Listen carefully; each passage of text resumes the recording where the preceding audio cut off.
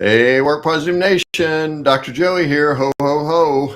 Here's the December live experience. And this month we are on 3 channels. Count them 3, 1, 2, 3, LinkedIn, YouTube, and Facebook. So welcome to Work Positive Nation. Everywhere around the world, we have people in from Kenya, New York.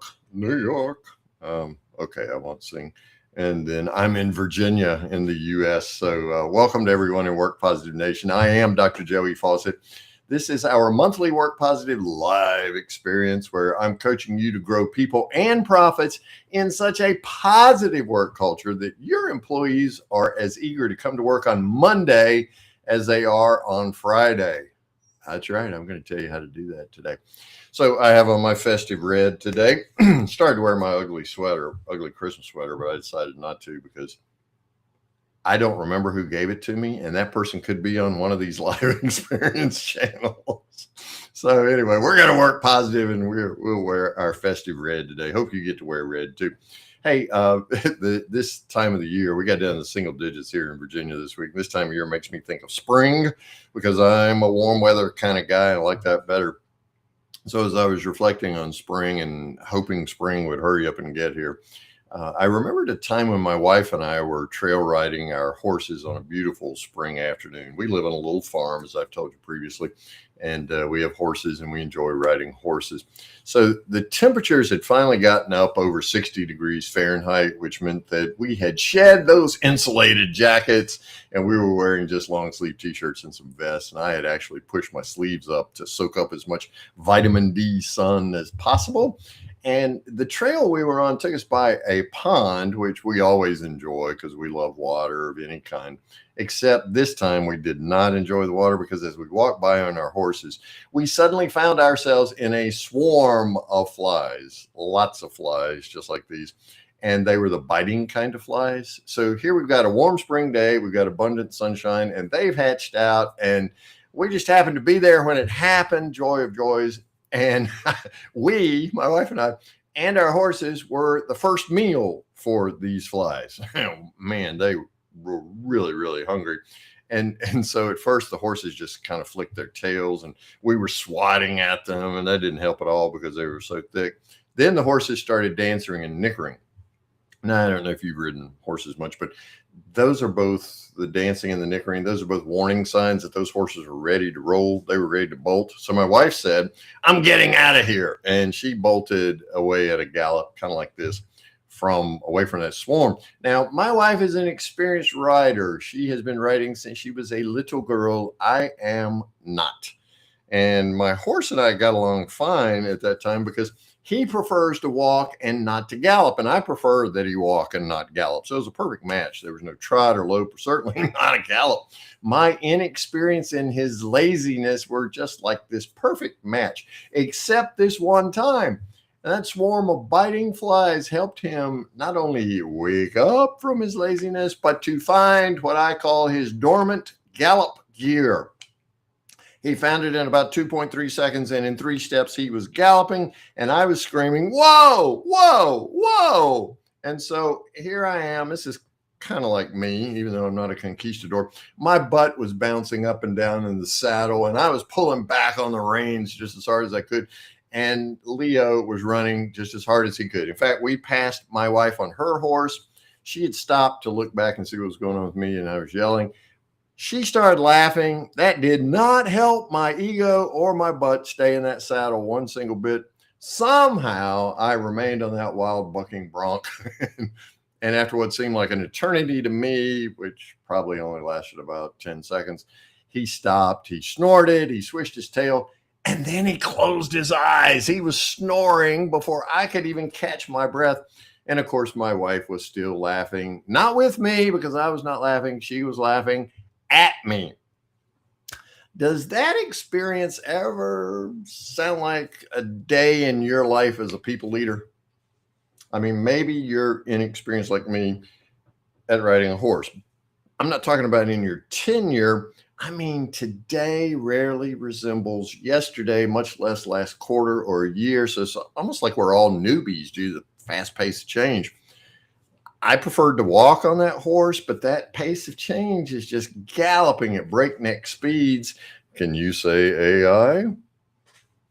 Or maybe you find yourself in this swarm, kind of like those flies, this swarm of adversity, and you're just getting bit at every move. I mean, did you bring up wanting to start a culture initiative in 2026? What bit you? The budget fly, right? Hey, go in the comments and just drop a 1 there if you would hope to start a culture initiative in 2026. Maybe you tried to talk to your managers about if they could lead better, but their fixed mindsets are kind of like, if it ain't broke, don't fix it, right? Does that describe your managers? Drop a 2 in the comments if that's you. Or maybe because that swarm of flies was so thick, maybe you're overwhelmed. There are just so many places to start in creating a work positive culture. You don't even know where to begin. You're swatting at all the adversity, but they still are biting you. If that describes you, put a 3 in the comments, okay? So 1, 2, or 3. Hey, the struggle is real. Am I right? So the question for you and me today is, how do you begin to create a work positive culture that grows people and profits in all these swarms of adversity?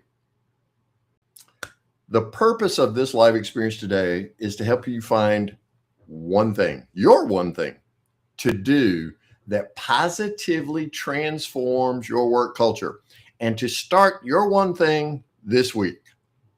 You can do just one thing. Today's live experience, by the way, is based and brought to you by my latest bestseller, Do Another One Thing. Another 15 experts share their secrets to work culture success. And I'm delighted to report that we hit #1 in 3 Amazon categories this very morning. Now, why is it Do Another One Thing? Another is included because this short book, you can read in about an hour, is actually third in the series. This is the 3rd year in a row we've done a book in this series. The first one's Do One Thing. The second's Do One More Thing. I don't know what next year's is going to be, but this year's is Do Another One Thing. Each of these books features 15 of my guests from the Work Positive podcast, and these guests are thought leaders, excellent practitioners. And I always ask them at the end of each podcast, hey, what one thing would you recommend to Work Positive Nation to do starting today to create a positive work culture? So these do one things, these dots, as I call them, are proven, adversity tested. They are cutting edge for work and life out on the trail, just like we were doing a moment ago, right? Stay with me till the end, and I'll tell you how you can get a free copy of this bestseller. This little book, as I said, only takes about an hour to read, and it's entertaining and fun too. We've got QR codes and links. If you get the Kindle, it's got live links that you can go right to the podcast and listen into the whole thing. We don't have time today to talk about all 15 of my special selected guests, but I have pulled 6 to highlight for you today. And I thank each and every one of them for being on this live experience today and for allowing us to feature them in this little book. So let's jump right in and talk about their phenomenal tactics to create a positive work culture, even with all of the distractions of doing culture work today. Now, speaking of distractions, Michelle Raz is my first Work Positive podcast guest that we want to feature here today. Let's say that you attract this incredibly gifted person to your team or your company. Everything seems to be going just fine. All of a sudden, you realize that person is not engaged. All that potential you saw in them is not showing up at work. So what do you do then? Michelle Raz helped all of us in Work Positive Nation know how to best work with these kinds of people, because many of them have executive functioning challenges, some of which carry letters like ADHD, or as we prefer to say, they are neurodivergent. Michelle has dedicated herself to elevating the neurodivergent community, particularly those persons with executive functioning challenges. She's been doing it since 2010. She's led from the front, providing solutions to amplify hidden potentials that are often overshadowed by personal hurdles, and they show up as time management or organizational or emotional barriers. And when these are left unaddressed, they really dim the potential of career and personal, and she loves working with college students also. So academic aspirations of some really brilliant people. I promise there are neurodivergent people on your team and in your company somewhere. So the question becomes, how do you engage with them? So I asked Michelle for her do one thing recommendation. Now, her do one thing recommendation has benefits for those of us who are not neurodivergent and for those who are neurodivergent. So let's check out what Michelle said. Stop the noise in your company each morning. Set an amount of time to stop and reflect. So basically, self-care is what it boils down to. And think about your company's overall mission for you, the employees, where you want them to go, and designate a certain time. So for me, it's early in the morning. Turn off all your notifications on your computers, your phones. Do not get distracted because, as I was saying, we're in this world of high distractions. So, we're available. And then, put yourself in a different mindset. For me, I put on meditative music and just sit with yourself to reflect on things. How can I best prepare myself to hear what is being said and not said in that company? How can I get the people to interact and know that I hear them and respect them through all this technology? And then what is the value that these people that you are giving to what I call the ecosystem of your company? And what's that ripple effect? Oh, yeah. So then take action. Take those small steps and do something. So again, it's stop that noise in your company. Hear them, listen to them, but start with yourself, right? Acknowledge them every day with some kind of a way of gratitude, and then act on it. I absolutely love this, Dot. This do one thing. Stop the noise in your company each morning. Now, you may hear that and go, Dr. Joey, I'm just not sure about that. But let's play pretend for a minute. What might that sound like in your company if you introduced it? We're going to stop the noise each morning in our company. I bet the responses would sound something like, we can't do that to our customers. What will our clients think when they call and no one answers? How do we get everyone to do that anyway? Let's think about each of these for a second. How might your customers respond to a sign on the door that reads, "We're preparing ourselves to serve you better. We'll be back at blah, blah, blah time." That's what you're doing, As Michelle said, you're putting yourself in a different mindset, a more present moment-filled mental space. And oh my goodness, especially this time of year, who doesn't need that, right? No one answers. You worried about that? I'll bet my little farm that no one answers now when you call. Somebody calls you. A recording or an AI persona do that. If not, and you have a live person answering the phone, kudos to you. We love people, right? But what if you left a greeting on that automated machine or the voicemail menu? What if you left a greeting that reads like that sign on the door? "We're preparing ourselves to serve you better. We'll be back and this time. Please leave a message. We'll get back with you as soon as possible." What would the response be? That company really takes care of their people would be what I would think. How do we get everyone to do it? Hey, look, who doesn't want a few minutes of quiet in their day? Push back from Zoom meetings, from Slack or Teams messages. Geez, can you hear the dings now? From spreadsheets and other shared documents. I mean, you want to talk about effective ways to honor your employees as people first? The benefits are vast. Your customers are serviced better. Your clients are respected more. Your employees are more productive. So tell those people I call chicken littles or Eeyore vampires to get on board or self-select to another company that drives them to the brink of insanity with chronic, sometimes acute distractions. Your company works positive and stops the noise each morning. I know it's a high lift, a big ask, but just do this one thing. Stop the noise each morning. Now, let's rate the likelihood of you doing this with your team or organization. Maybe just do it with yourself. Rank it 1 to 10, 1 being least likely, 10 being most likely. Drop that in the comments right there. Stop the the noise each morning. Okay, will you commit to at least stopping your noise? Just 10 minutes. That's all you need in the mornings, right? All right. My second work positive guest that's in this little book, Do Another One Thing, the little bestseller that I want to highlight today in this live experience is Hal Lawler. Man, I get hungry every time I think about Hal. If I told you, here's why. If I told you that pre-pandemic, like in the summer 2019, you could go be CEO of a restaurant chain, what would you say? Knowing what you know now about the pandemic's effect on restaurants, what would you say? I bet it would be some variation of no, thank you. Well, that's exactly what Hal Lawler did. Not the no, thank you, but he became CEO of Smoky Bones. Now, you know, I get hungry every time I think of Hal Lawler, right? His story of transformation is absolutely remarkable. Listen to his whole Work Positive podcast episode.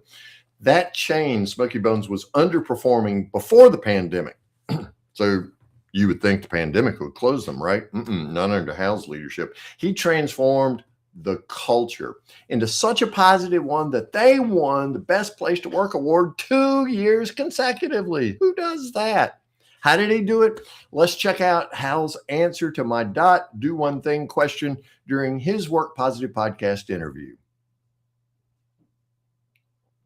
One thing I will tell you is you ask questions.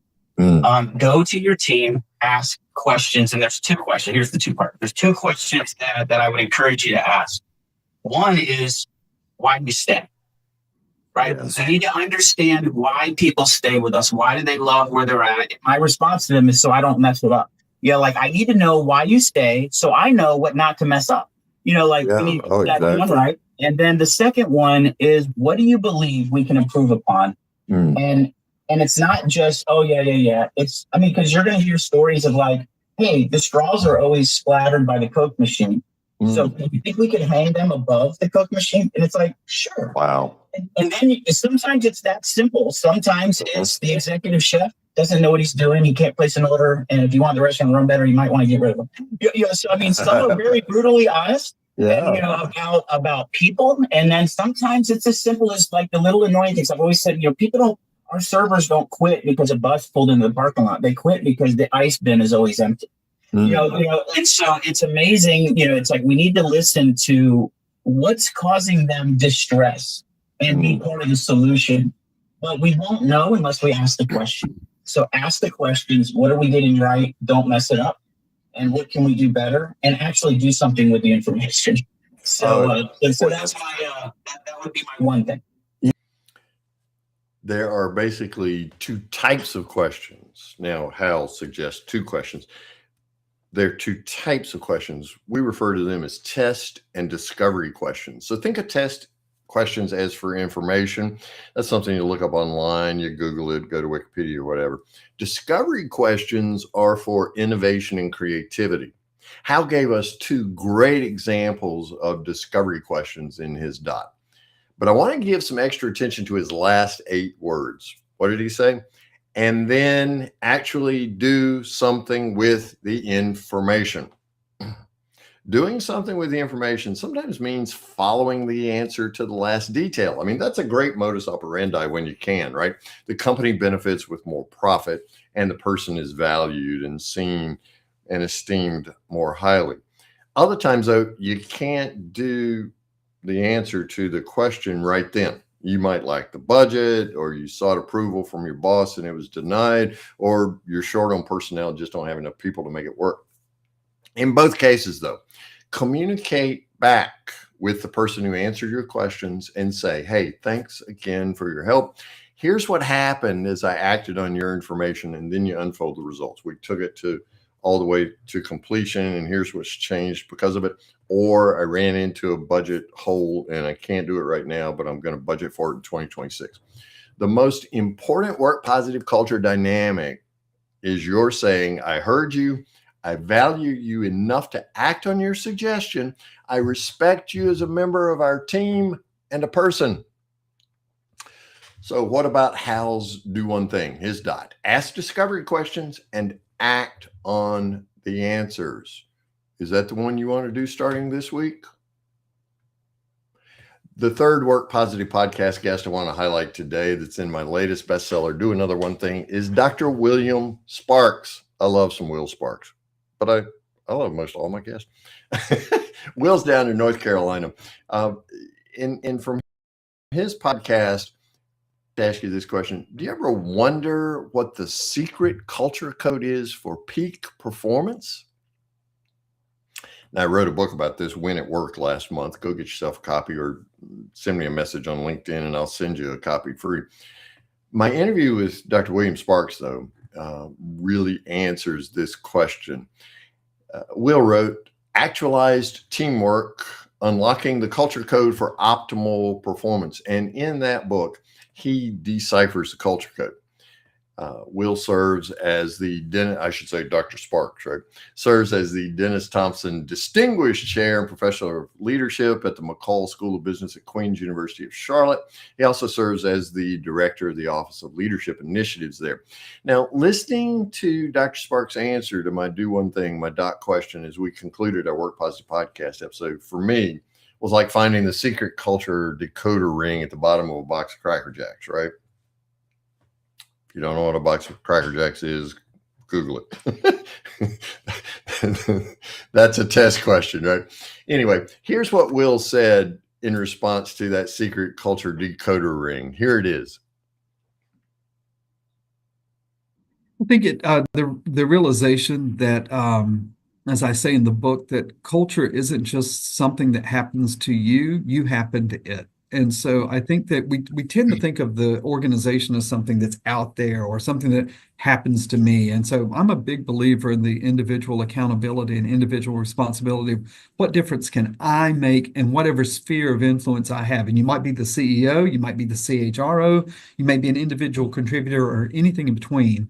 And so it's realizing that all I can control is the way that I show up, the way that I respond or overreact or whatever the context may be. So that's mine, is to really take an honest assessment of what's driving me, where am I in my shadow, what impact am I having on others, having that honest conversation with ourselves and making a commitment to showing up in a different way. And then maybe the most important element of that is to give ourselves some grace when we have a bad day, because you can be committed to development and be committed to personal growth.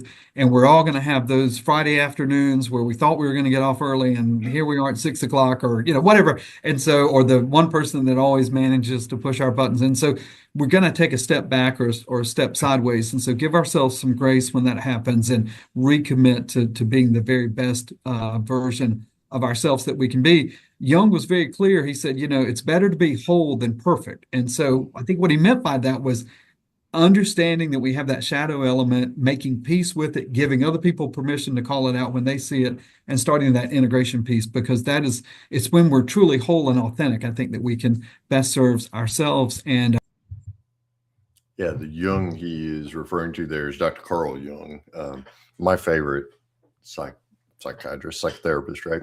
Hey, the struggle is real. We all live and work, regardless of the culture, in this gap between the best version of ourselves and the reality of how we show up daily. Now, of course, the only person at the end of the day or the night that you can control is yourself, not the jerk who works for you, not the OCD boss that you might work for, just you, the person in the mirror. The struggle is real, but Will said something so powerful here. It's grace that makes the struggle possible to survive and even thrive.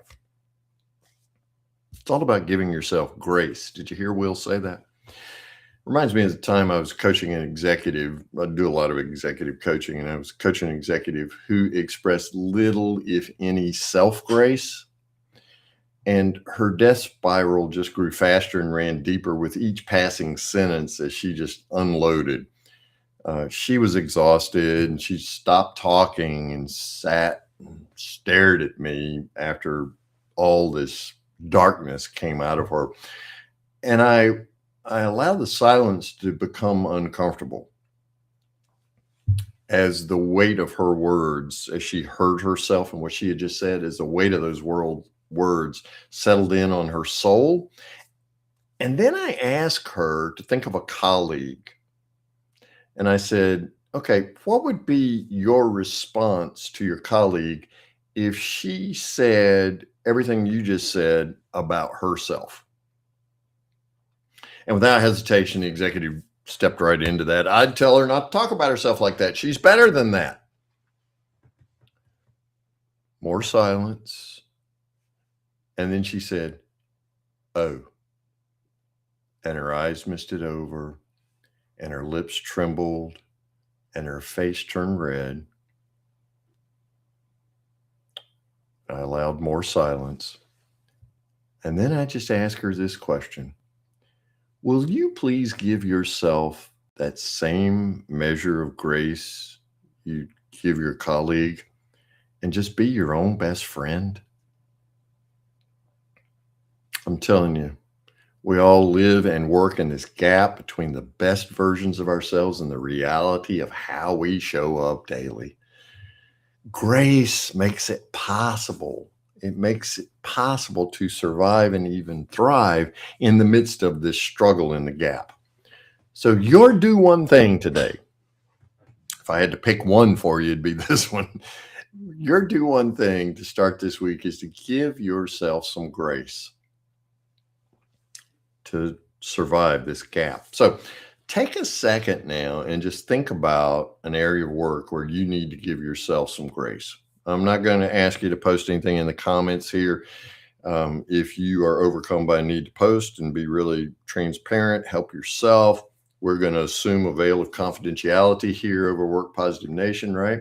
But the main thing here is I want you to identify one area of your work where you're beating yourself up and there's very little, if any, grace. And I want you to tuck that area you're thinking of into your mind, or better yet, into your soul. And then I want you to go do something about that, okay?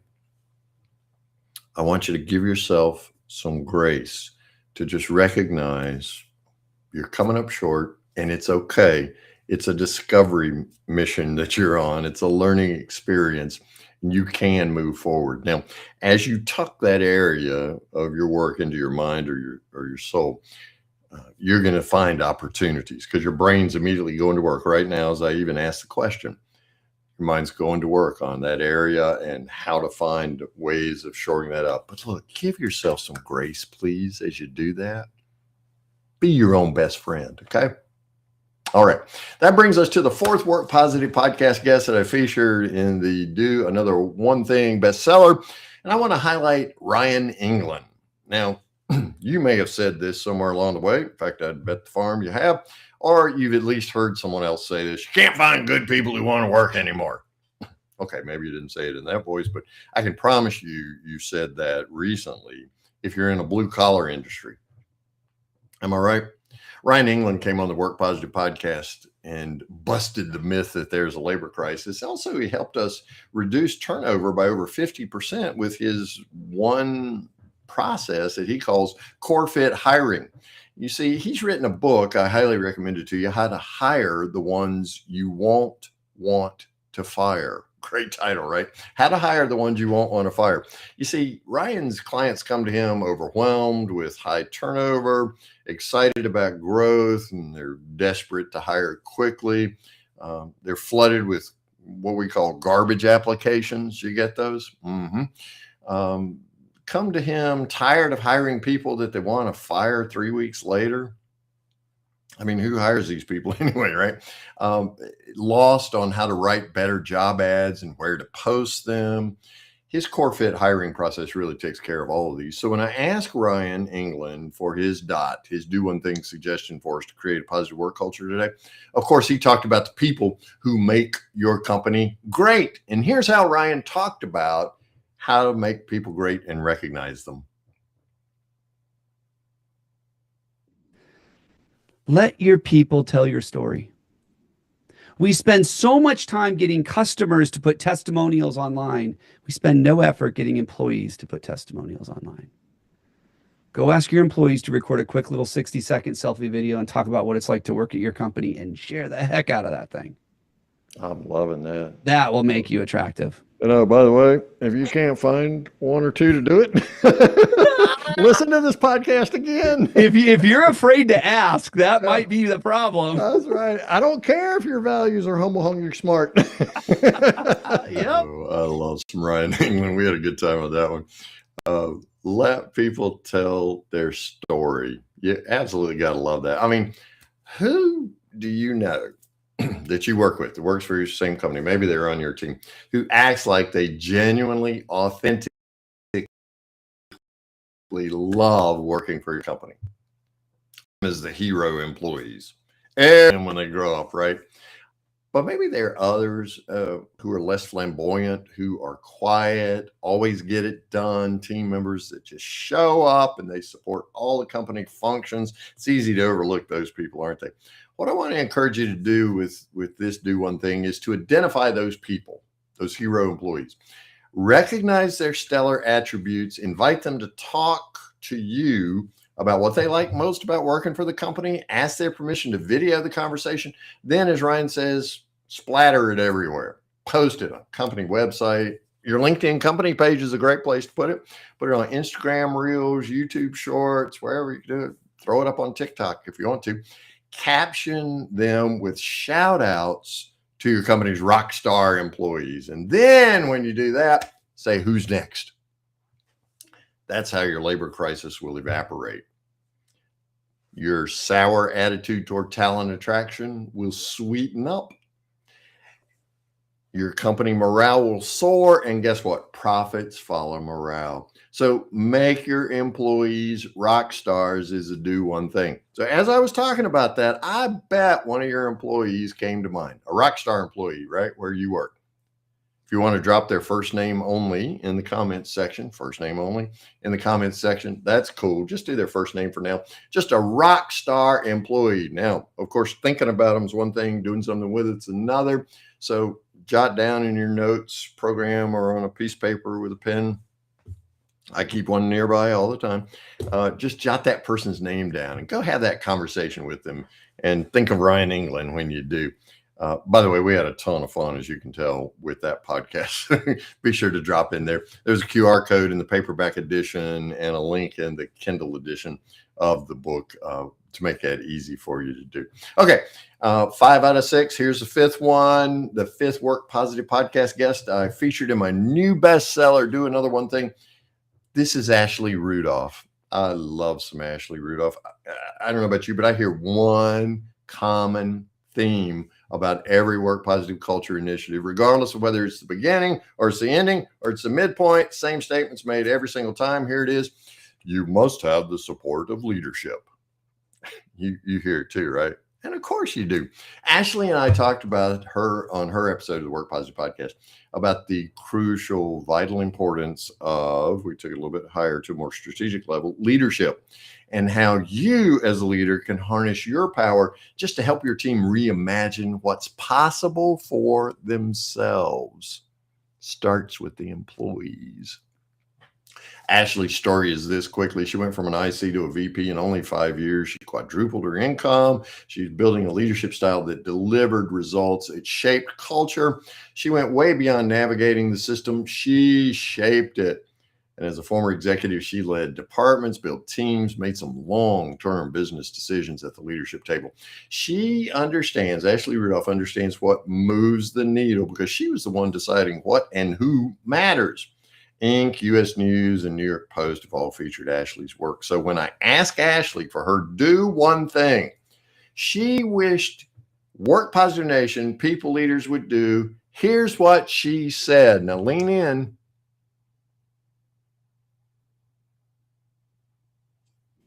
Yeah. And if I could use one word, that's hope. But then, of course, there's a sentence. So create a sense of hope on your team. And the way that I've done this in the past and what I recommend my clients to do is create ceremonies. And hope exists because people have something to look forward to.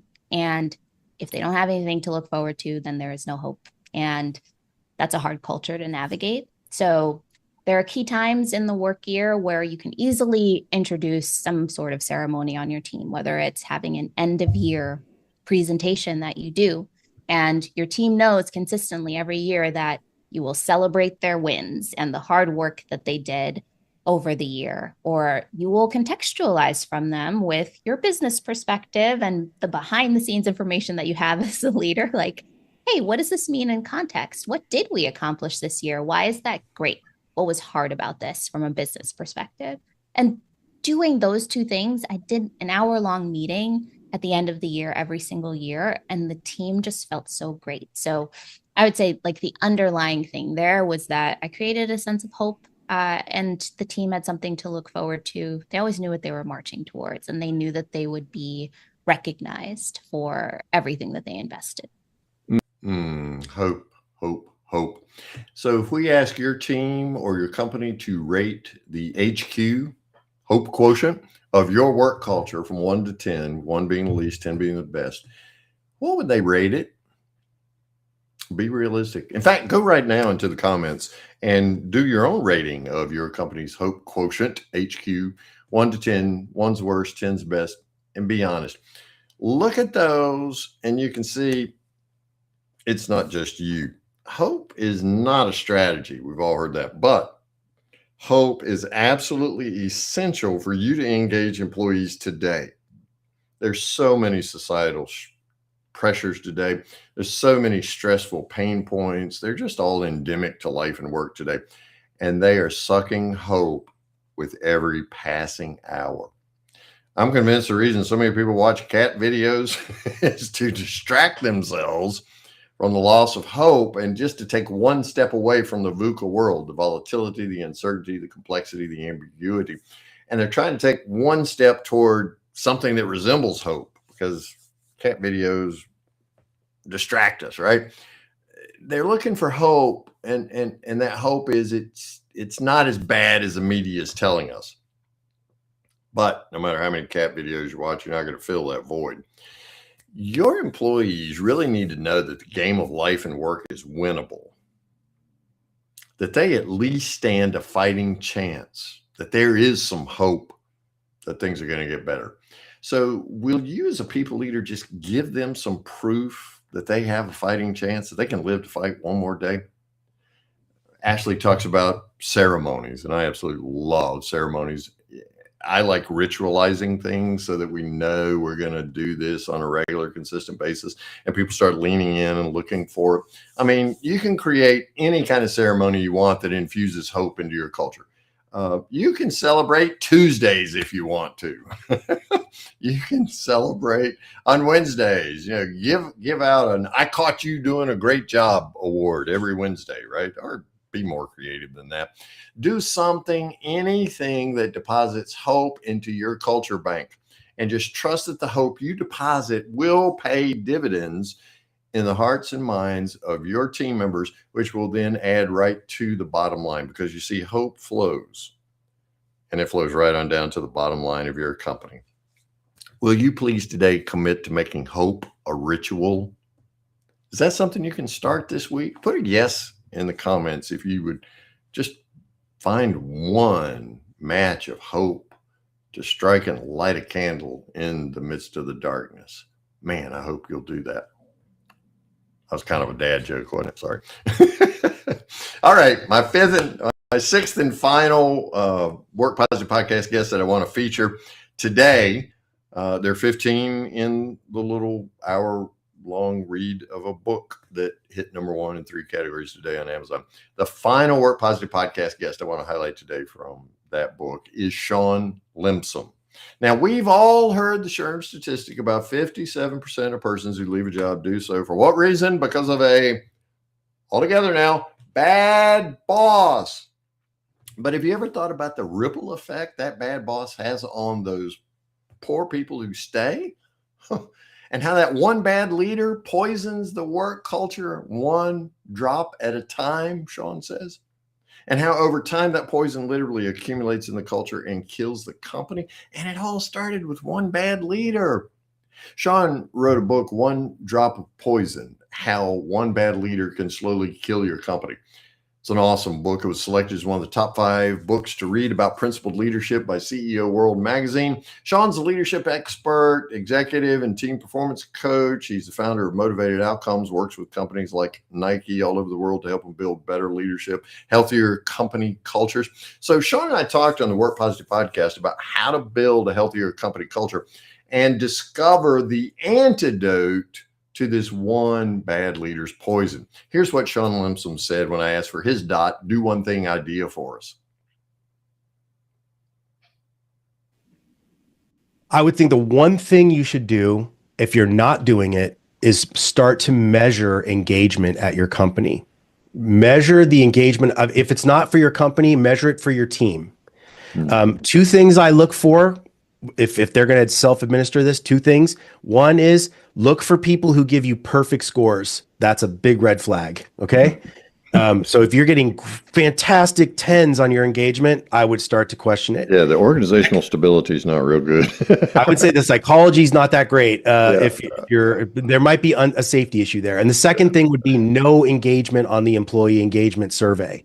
People not participating is like a 0 on that score. Okay. So those are the 2 things. But if you don't make yourself aware of the engagement, you can't begin to address it. You can walk around in a fuzz thinking that you are a perfect leader when in fact nobody is looking at you as a leader at all. Wow. We know gauging engagement is vital to transforming a work culture. What it does is it really eliminates your assumptions as a people leader from becoming the norm. Because in the absence of any kind of feedback or response, you just assume everything's fine, right? What it does in engagement survey and having those crucial conversations, what it really does is open you up to the incredible people that you work with and their assessments of what the norm really is. Or as my 5-year-old granddaughter likes to say, Pops, it's what's really real, as opposed to the imagined world of her little brain, right? So what's really real about your culture? Good question, huh? Sean makes us aware of these 2 polar opposite responses. Everything's fine. And then the other one, when you get no response, is, are you talking to me? Of course, no response is in itself a response. Now, both of those, you might think, oh boy, if they're telling me everything's fine or nobody's saying anything, you might think, ooh, I'm dead in the water. No, you're not. Those are both great conversation starters for transformation to a work positive culture. Here's how. Open-ended, powerful follow-up questions that you can use to respond to that will actually cause the percolation and fermentation of real data to pop up. If they're saying everything's fine, then tell me what you find is most fine. Yeah, tell me what you find is most fine about our culture. Or you could say something like, I'm so happy everything's fine for you, but if you had to pick one area for me to lead an improvement initiative, what might it be? These are discovery questions. You hear them, right?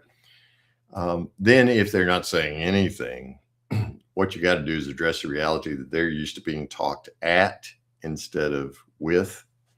So you could say something like, I know you're accustomed to my talking at you instead of with you. I apologize for that, but yes, I'm developing as a people leader and I genuinely want to hear from you about a good starting place for me to make this transformation. Will you help me out? Another thing you could say would be, I value you and I value your opinion about how I can lead in such a way that we create a more positive work culture that engages more of our teams. I know I haven't always acted like I value you because I haven't been listening, but I'm doing better and I'm doing more now. Will you please help me grow?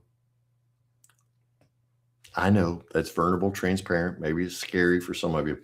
But if you're going to measure engagement, you got to engage more in order to measure it. So how often do you measure engagement, if at all? If you measure engagement with any kind of regularity, whether it's just once a year, once every 5 years, put a yes in the comments and a no if you don't.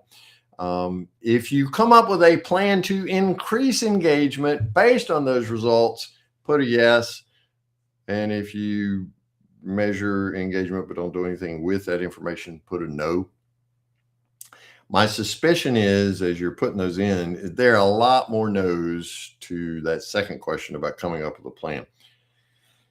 In fact, it seems to be endemic to a lot of people leaders. I hear it all the time. Yeah, we did an engagement survey, but we didn't know what to do with it. Yeah.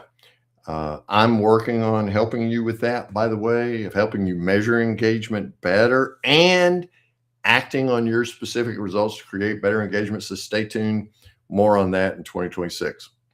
Okay, so those are just 6 of the amazing 15 Work Positive podcast guests, and they're do one things that help all of us grow people and profits in a work culture so that it becomes so positive that employees are as eager to come to work on Monday as they are on Friday. So as always in these live experiences, whether you're watching and listening on LinkedIn or YouTube or Facebook, I come bearing gifts, not just because it's the holiday season and I'm wearing my festive red pullover, but I come bearing gifts at each of these. And it's my thanks to you for your participation in this live experience. So I'm going to share with you about the gifts that I have for you. As I'm doing that, you can listen and type in your questions or comments into the comment box there. I'm truly interested in answering your questions in real time, and I want to receive your questions so that we can make sure we're answering those questions that you're asking. Okay. All right. So go ahead to the comments box and type in those right now, comments and questions. We'll get to those in just a second. First, let me tell you about 2 gifts. The first gift is a copy of my latest bestseller, Do Another One Thing, that this experience has been based on today.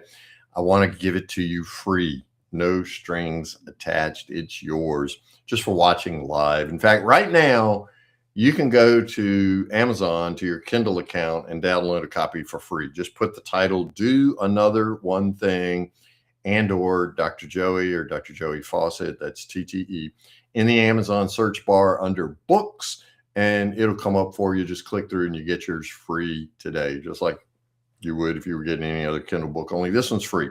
Now, I'm pretty sure it's free through Saturday, this Saturday. That is the Saturday before Christmas Day.